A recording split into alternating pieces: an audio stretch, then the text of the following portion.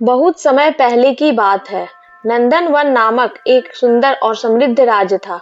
चारों ओर हरियाली, नदियां, फूलों की घाटियां और पर्वतों से घिरा यह राज्य स्वर्ग के समान दिखाई देता। इस राज्य के राजा वीरेंद्र सिंह एक न्यायप्रिय और साहसी राजा थे।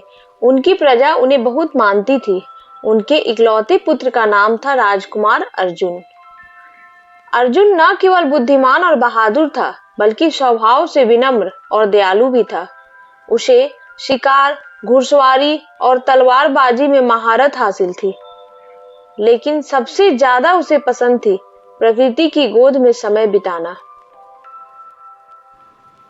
वह अक्सर महल के पहरेदारों को चकमा देकर पास के जंगलों और नदियों की ओर निकल जाता।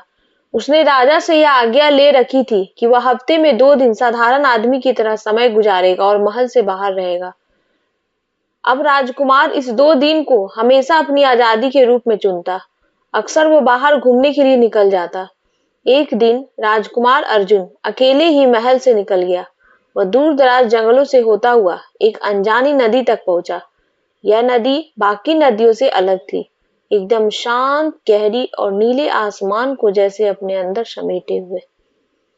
वहां उसने देखा, नदी के किनारे एक बड़ा मगरमच्छ लेटा हुआ है। बड़ा ही सुस्त पड़ा हुआ था, जैसे कोई दर्द छिपा हो। राजकुमार उसके नजदीक गया और उसने अपनी आंखें नहीं खोली। पहली बार राजकुमार को यह देखकर आश्चर्य हुआ कि कोई मगरमच्छ इतना शांत कैसे हो सकता था। अर्जुन ने उसे ध्यान से देखा और कहा, क्या तुम ठीक हो विशाल प्राणी? मगरमच्छ ने अपनी आंखें खोली और धीरे से कहा, तुम इंसानों में से पहले हो जिसने मुझसे डर कर भागा नहीं। राजकुमार हक्का बक्का रह गया। मगरमच्छ बोल सकता था। उसने डर की जगह जिज्ञासा से पूछा, तुम कौन हो और कैसे बोल सकते हो? मगरमच्छ ने भारी आवाज में बताया, मैं एक समय में राजा नागेश था। एक चालाक तांत्रिक ने मुझ पर श्राप डाला और मैं मगरमच्छ बन गया। मुझे बताया गया है एक दिन एक सच्चा और दयालु राजकुमार आएगा जो मेरी पीड़ा को समझेगा, तभी मेरा श्राप टूटेगा। राजकुमार ने सहानुभूति से उसकी बात सुनी और कहा, क्या मैं कुछ कर सकता हूँ तुम्हारी सहायता के लिए? मगरमच्छ ने कहा, हाँ, लेकिन इसका रास्ता आसान नहीं है। तुम्हें दुष्ट तांत्रिक काल भैरव की गुफा में जाना होगा और वहां से चक्रवात मणि लानी होगी। वही मणि मेरे श्राप को समाप्त कर सकती है। राजकुमार ने एक क्षण भी नहीं सोचा और तुरंत चल पड़ा। चक्रवात मणि पाने के लिए अर्जुन को अंधेरे जंगल, विषैले जीव जंतु और छल प्रपंचों से भरे रास्ते पार करने पड़े। दिन रात के फर्क मिट गए थे। वो थक चुका था, लेकिन उसकी नीयत अडिग थी। अंत में वो काल भैरव की गुफा पहुंचा। वहां हर जगह धुएं और काली छायाओं का डेरा था। तांत्रिक ने उसकी हिम्मत की सराहना की, लेकिन उसने राजकुमार के सामने यह शर्त रखी कि अगर मनी चाहिए तो अपनी सबसे प्यारी चीज की बलि देनी होगी। अर्जुन चुप रहा, क्योंकि उसकी सबसे प्यारी चीज तो उसका दयावान होना ही था। लेकिन उसने अपना अभिमान और राजकुमार होने का गर्व और स्वार्थ सब कुछ छोड़कर तांत्रिक से कहा, मैं अपने हृदय की करुणा को छोड़ने को तैयार नहीं। अगर तुम मणि नहीं दोगे तो मैं फिर भी तुम्हें क्षमा करूंगा, क्योंकि तुमने भी किसी समय पीड़ा सही होगी। तांत्रिक हैरान रह गया। पहली बार किसी ने उसे इतनी करुणा दिखाई थी। उसका दिल पिघल गया। उसने राजकुमार को मणि दे दी और कहा, तुम सच्चे आदमी हो। तुमने बिना सोचे किसी की मदद के लिए अपने आप को कुर्बान कर दिया। राजकुमार जैसे ही मणि लेकर मगरमच्छ के पास पहुंचा, नदी एकाएक चमक उठी। अर्जुन ने मणि को मगरमच्छ की पीठ पर रखा और देखते ही देखते वह मगरमच्छ एक युवा दिव्य पुरुष में बदल गया। वो राजा नागेश था, जो अब ऋषि के श्राप से मुक्त हो गया था। राजा नागेश ने राजकुमार को धन्यवाद बोला और कहा, तुमने मेरा जीवन लौटाया है। अब मेरी बारी है तुम्हारा जीवन बदलने की। उसी समय राजमहल में विद्रोह हो चुका था। अर्जुन के चाचा कुटिल सेनापति विक्रम ने राजा वीरेंद्र को मार डाला और सिंहासन हथिया लिया। उसने प्रचार किया कि अर्जुन गायब है और शायद मर गया।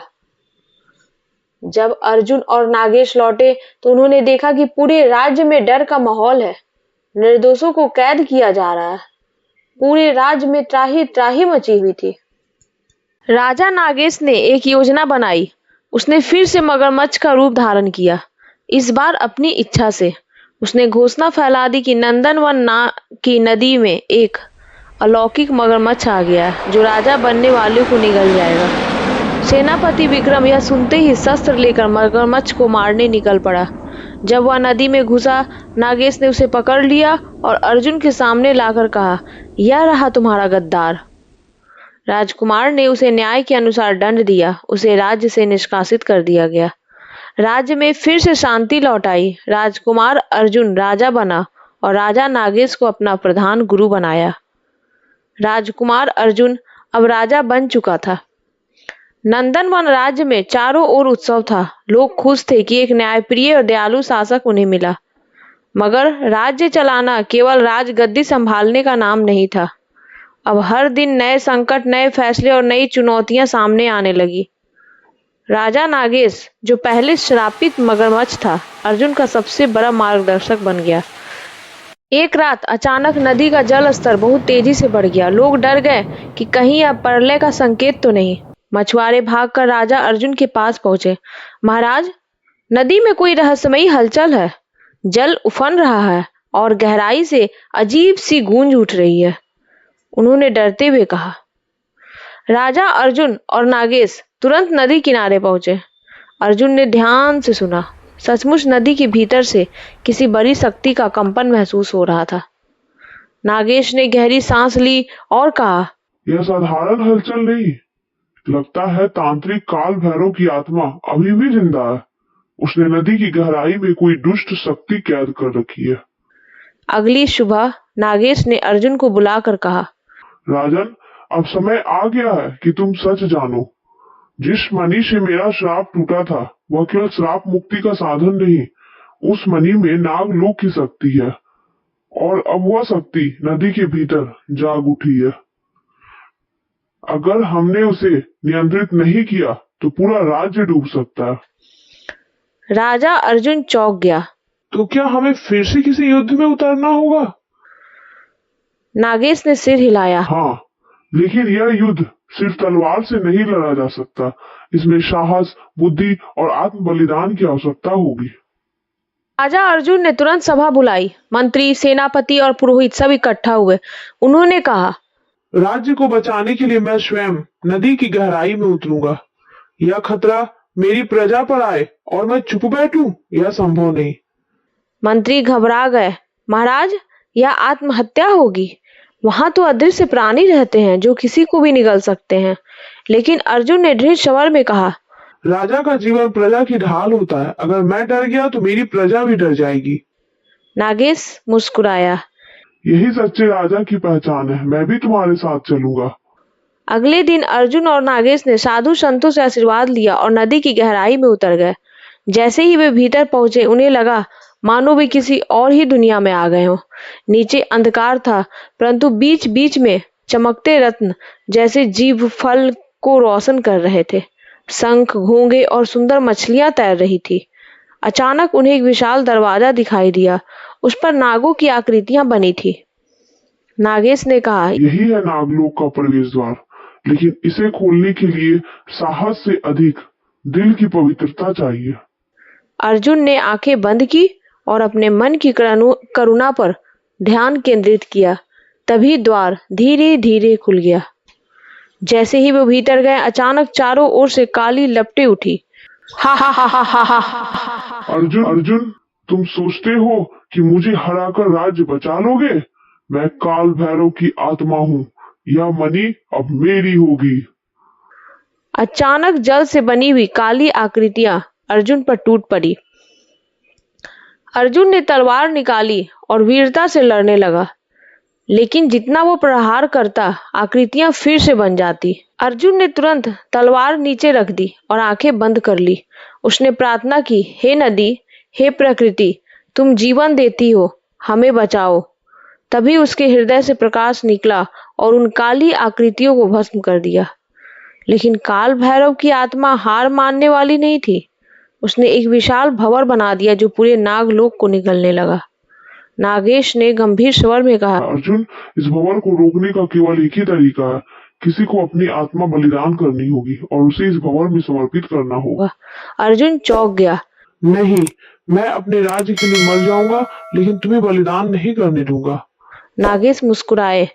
अर्जुन, तुम्हारे बिना यह राज्य अधूरा है। तुम सच्चे राजा हो, मुझे यह अवसर दो। बिना देर किए नागेश ने मणि उठाई और भंवर में कूद पड़े। उनके कूदते ही नदी शांत हो गई और आसमान में इंद्रधनुष छा गया।